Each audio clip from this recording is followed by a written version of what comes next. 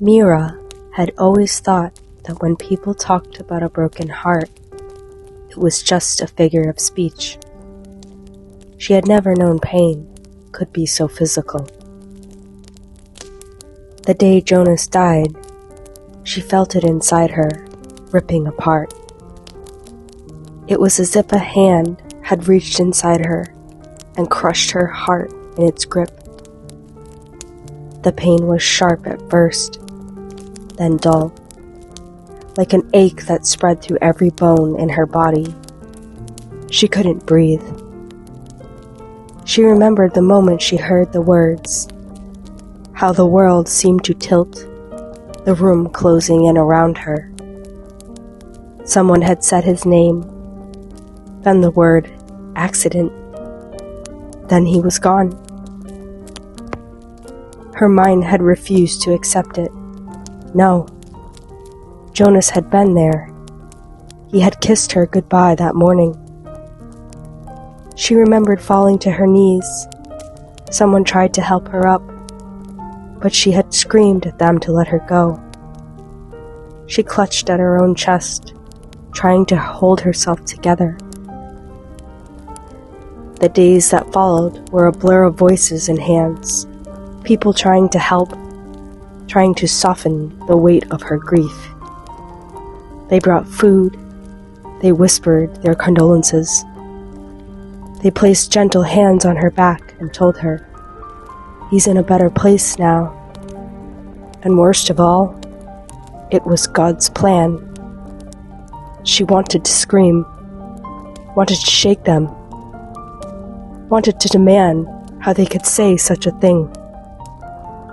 Did they think this was planned? That some divine force had chosen to steal him from her?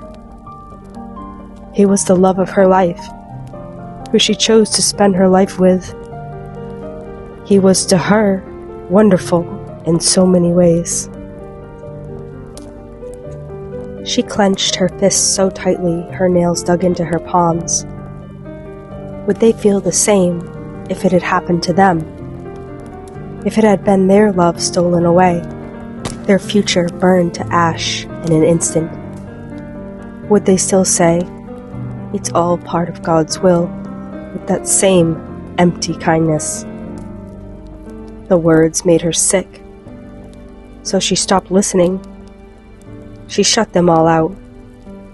She stopped answering the doors, stopped responding to the friends who tried to coax her outside, who told her the sun still shone and life still went on. It didn't matter. She stopped eating regularly, only enough to keep her from wasting away. She stopped sleeping at night, because every time she woke, she remembered he was no longer there, and the pain was too much. She stopped doing the things she used to love. The world outside did not exist anymore. For a year, she lived like this. The days blurred together in an endless, suffocating cycle. Sometimes she thought about trying to move forward. Wasn't that what people did? But the idea made her stomach twist with guilt and more pain. It felt like a betrayal. How could she even consider happiness again when Jonas was gone? How could she smile? How could she laugh? How could she find joy when he never would again? It was messed up. She knew it, but it was the truth. She didn't know how to feel anything else. That was when the owl came. At first, she barely noticed it, just a shape in the distance, watching from the trees. But it never left. If she sat by the fire, it perched on the fence. If she wandered into the woods, it followed, silent as a shadow. It was always there. At first, She ignored it. Then she resented it. "Why do you follow me?" she muttered one night, her voice hoarse from disuse. The owl did not answer. A week passed, and she sat at the river's edge, clutching Jonas's scarf in her lap. She whispered, "I don't know how to move on without you."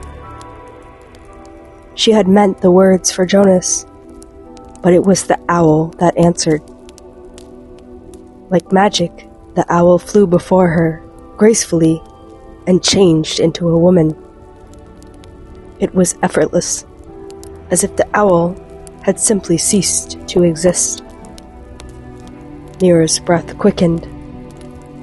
Her face was a perfect reflection of Mira's own, yet untouched by sorrow. Her hair was dark as the night sky, her shoulders draped in a cloak of feathers that gleamed like polished bone. Mira stared.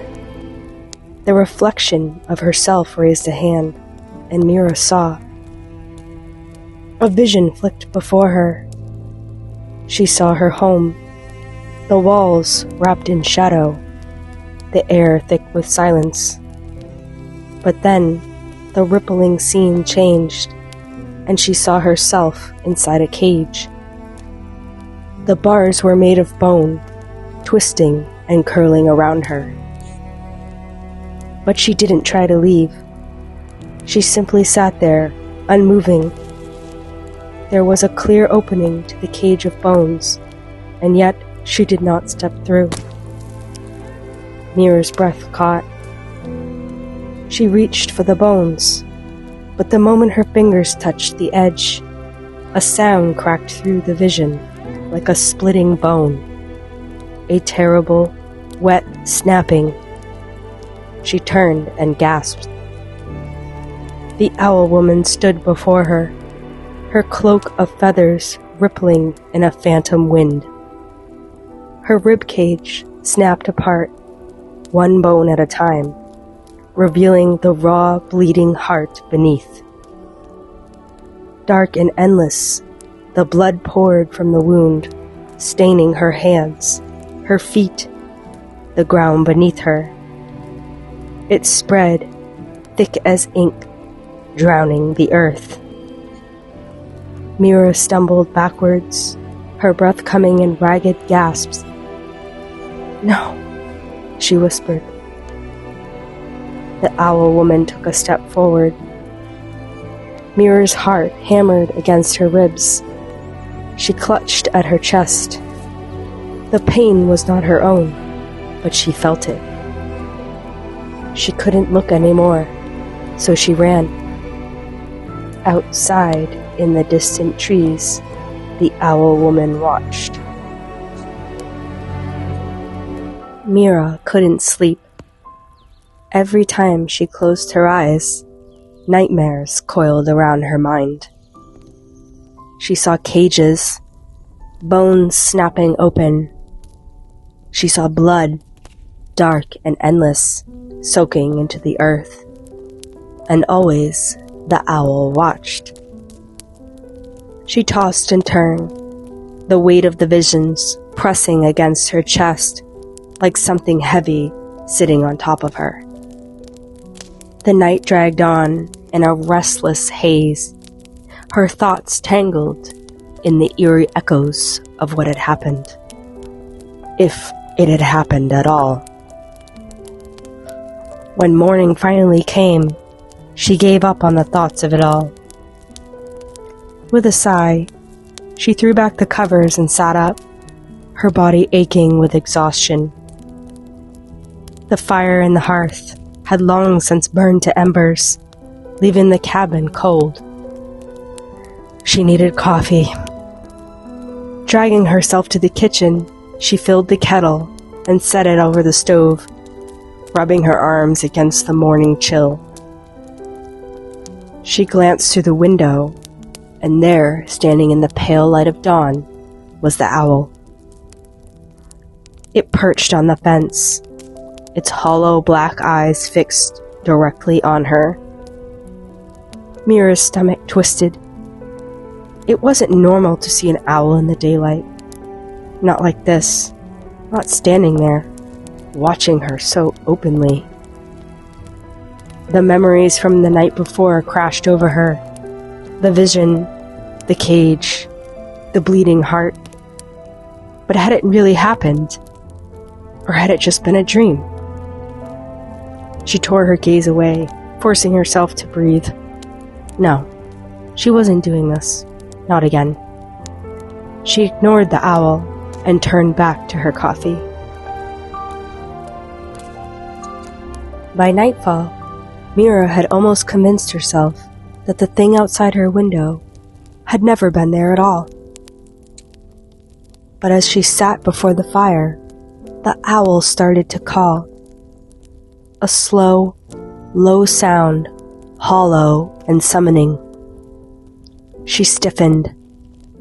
Outside, the trees whispered in the wind, their branches shifting like skeletal hands. The night felt too still. Mira reached for a candle. She struck a match, watching as the flame flickered to life. Then, gathering her courage, she stepped outside. The cold night air bit at her skin. The wind stirred in the trees, carrying with it the scent of damp earth and smoke. Out of the darkness, the owl flew closer. It landed on a gnarled branch just a few feet away, its enormous wings folding in silence. The firelight flickered against its ghostly feathers, making it look almost human. A shiver ran down her spine. Her voice was barely above a whisper when she spoke. "What are you?" The owl tilted its head, and then it changed again. The shift was seamless, like a shadow melting in a new form. In an instant where the owl had been, a woman now stood. "I am you." Mira felt the words sink into her bones. Her. That wasn't possible. She studied the woman's face, looking for answers. But all she found was a reflection of herself. It was like looking into a mirror. Only this reflection of her was made of moonlight and bone. Her cloak of feathers gleamed in the candlelight. She hesitated. Then, her voice shaking, she asked, "So, you show me the future?" The owl woman's dark eyes never blinked. Yes, and no. Confusion prickled at Mira's mind. "What does that mean?" she demanded, frustration bleeding into her voice. The owl woman tilted her head, her expression unreadable. Mira shook her head. "You didn't show me the future. My heart really is broken. I know that." The owl woman gave a slow nod. "Yes, I know." Then she took a single step forward. "And this is the cage you have trapped yourself in." The woman's voice was soft yet heavy. "Your mind has spiraled with such sorrow and grief," the owl woman continued, "that you have forgotten what is even real anymore." She lifted a hand, motioning towards the dark woods behind her. "And this is what will become of you if you continue to live this way." A cold shiver ran through Mira's entire body. The visions, the cage, the emptiness. Her stomach did a twist. "No," she whispered, shaking her head. She didn't want to hear this. She didn't want to see it. "Go away," she shouted desperately. She raised her arm, waving the owl woman off. She did not move. Her dark eyes bore into Mira's soul. Mira's pulse thundered in her ears. She fled back into the house and slammed the door. The night was quiet, too quiet. Mira lay in her bed, her mind swirling with everything she had seen, everything she had felt. The owl woman with the bone feathers, the visions. Was it real? It had felt so real. The emotions it had stirred inside her, so vivid, like something she couldn't ignore. The truth of it, even if she only briefly entertained the thought, had taken root in her mind. What if it was true? She couldn't shake the image of the bone cage, of the endless sorrow that had wrapped itself around her life since the loss of her husband. How had she let it get so far? How had she allowed herself to become so trapped? She thought of the love they had shared, the years they spent laughing, living, and dreaming together. And then it was gone, snatched away. The grief had weighed her down, and every moment without him felt like a betrayal of that love, like a betrayal of him. She hadn't even realized how much it was consuming her until the owl had shown her. The guilt gnawed at her. Could she ever move on? Could she allow herself happiness without feeling like she was betraying him? Mira could hardly breathe thinking about it. What if she forgot him? What if letting go meant losing him forever? She couldn't imagine a world where that happened. She couldn't bear it. But the images, the words of the owl woman, they haunted her. She was suffocating. Could she really keep living this way? And so, she had to know. With trembling legs, she moved to the door. The cold night air hit her as she stepped outside. The world silent and still around her, she called out, "Owl." The owl woman was there in an instant, standing, watching her once more. It was as it was before, a mirror image of herself, her eyes dark and endless, her feathers gleaming in the light. Mira swallowed.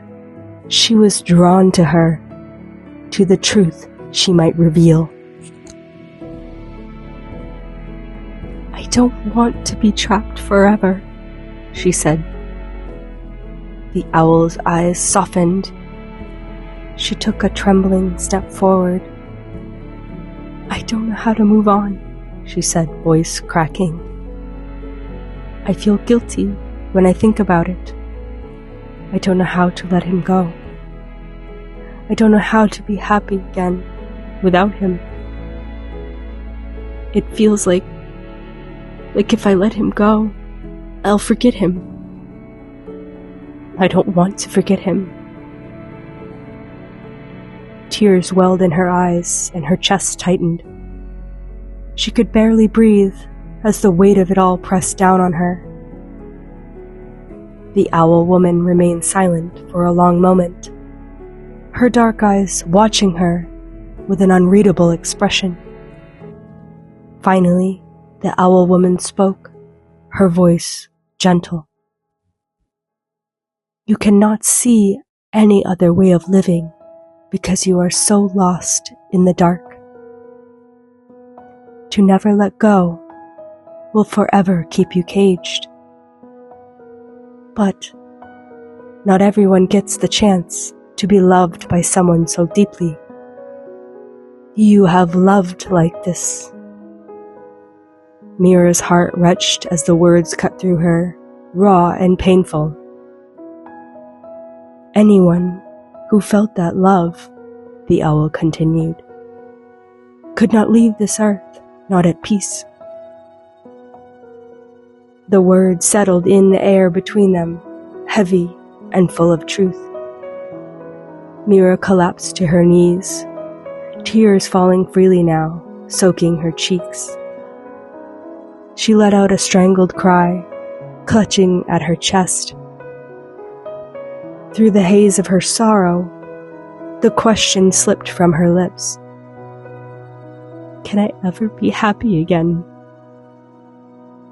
The owl woman didn't answer immediately. Instead, she lifted her hand and reached out. The air shimmered, and Mira's heart stilled as a vision unfolded before her. In that vision, she was smiling. Laughter filled the air. The warmth of joy, something Mira had not felt in so long. You know the answer deep down, the owl woman said. The words wrapped around Mira's heart like a blanket. She nodded, still trembling, still unsure. But the darkness wasn't so thick anymore. For just a moment, Mira felt hope. The owl woman stepped closer and placed a hand gently on her chest. I am right here with you.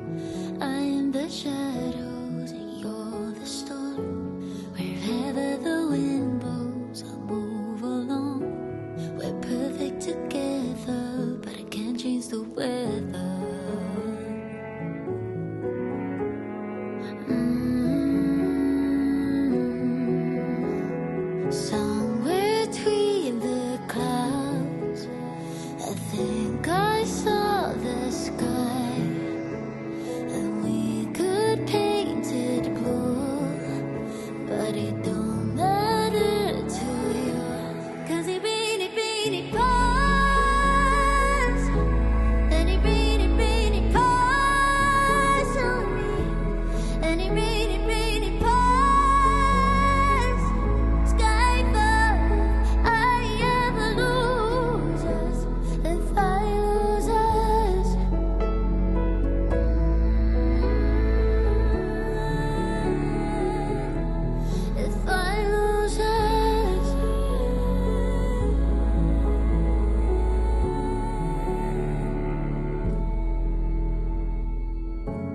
I put on a show where I pretend that I'm alright, I'm enjoying the rain, but a piece of my soul is where you stay.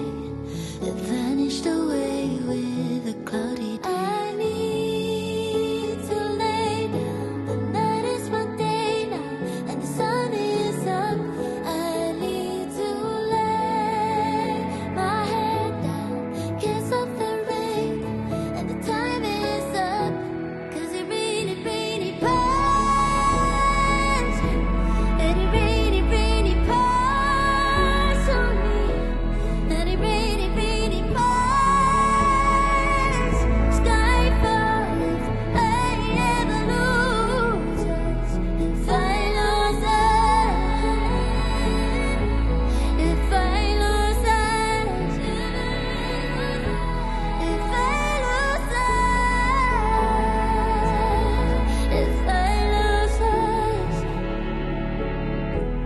if I